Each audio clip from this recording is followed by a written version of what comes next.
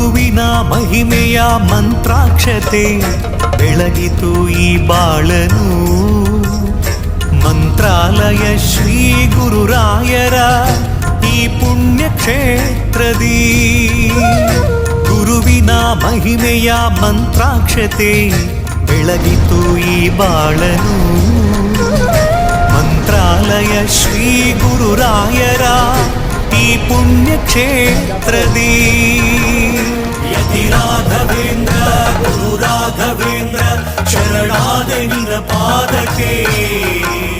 ಭಕ್ತರ ಹೃದಯೇಂದ್ರ ವರ ನೀಡೋ ವರದೇಂದ್ರ ಮಂತ್ರಾಲಯ ಚಂದ್ರನೇ.